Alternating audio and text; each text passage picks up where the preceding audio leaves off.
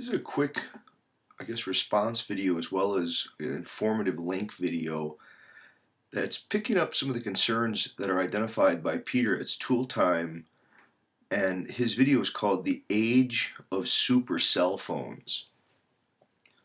I do want to recommend that people check out the Media Ecology Association. I am going to put some links down in the underbar. I'm also going to put a link to a set of interviews that Loreno has done, and I think people might want to check those out. That's on his, I think this is a blog that is called Figure Ground Communications, and he really did do quite an amazing set of interviews there with a whole range of people, many of whom are either directly or indirectly related to the Media Ecology Association, or at least the tradition of media ecological research. I think the way to come at some of this, now certainly there are so many different factors going on, and I just want to perhaps, get into some of this dialogue by suggesting that, and this is going to seem very abstract. I apologize for that right now. I realize that I'm dealing with this at a certain theoretical level that people may say, well, what is the point of it, dealing with it at that level? I think that it becomes apparent the more that you try to work with it in this way. What I would try to suggest is that any medium of communication, okay, any medium, it's not a thing inside some other pre-given thing called the world or the environment, but that you always want to ask, where and when are you? That is, how has the world or the environment or the situation that you're in been made room for?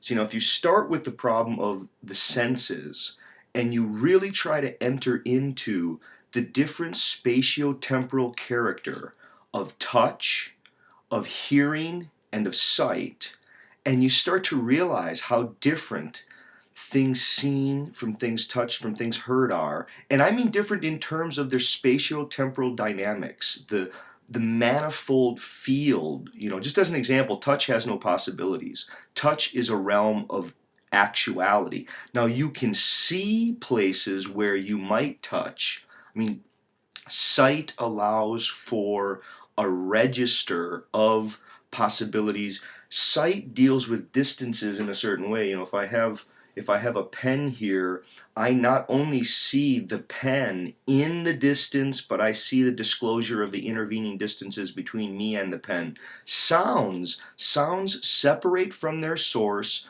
which can sometimes make their source difficult to locate, and because they separate from their source, they are always intimately near, and there's not a disclosure of the intervening distances between myself and the source of the sound. So just, again, very simple examples.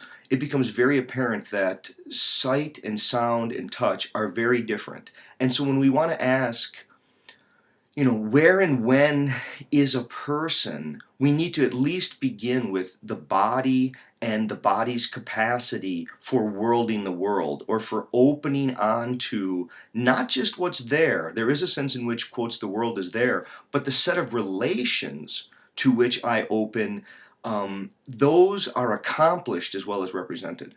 Now, once you move from the sheer capacities of the body and you move into speech, right, where speech is more than just making sounds, it's a socio-historical, codified, rules, and it's embodied in cultural practices that are, they're symbolic, right? There's a kind of image making that is more than just seeing. It's the eidetic image, where I can imagine something and then I can have my hand be governed by the image that's internally represented rather than through stimulus response conditioning. There actually is a kind of control over my hand through an internal image, right? It's more than just sight.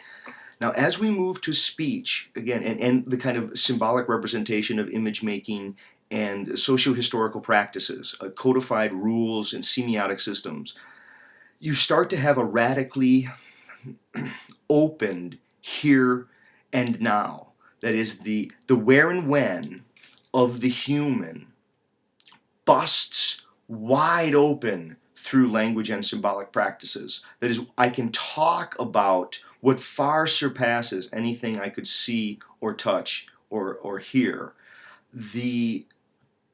I can talk about futures that are indefinite, pasts that are indefinite. I can be concerned. I can make images of people who are now dead. What becomes most interesting, though, is once you now move to every subsequent communication technology, everything, right? All subsequent communication technologies are amplifications and extensions of the peculiar capacities of individual senses and of the ratio and the balance between the senses. And so when you start to look at literacy, telegraphy, what cell phones are, what the computer is, even the different computer packages, in each case you find a different kind of where and when that makes possible a who and a why. That is, who people take themselves to be and why they're doing what they're doing is always some function of the environment that they're in.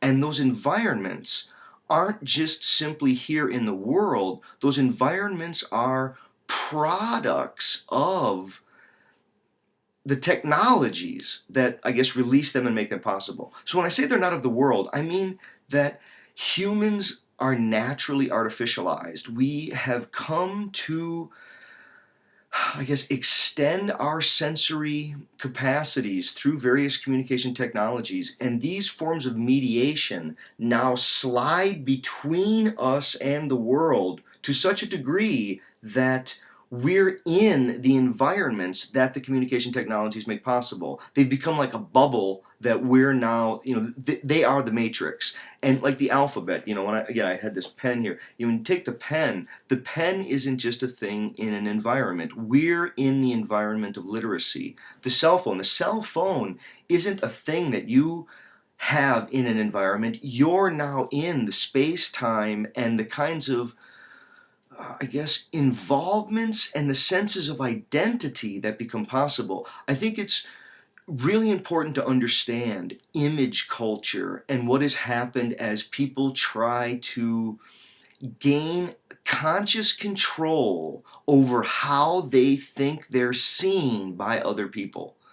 The more that people use technologies like Facebook and cell phones for picture taking and image making and distributing it, they're trying to manage vulnerability. I think one of the concerns that I would maybe just end off with here is that the more that people rely upon technologies and particularly, I guess, the way that they can edit video, the way that they can screen calls, the way that they can consciously compose a text, the way that all of the ways that they're able to manage those vulnerabilities in interaction, it's making them, I guess, in some way more and more adverse to interaction because they're like thinner and thinner skinned. It's like people have become eggshell psyche in interaction.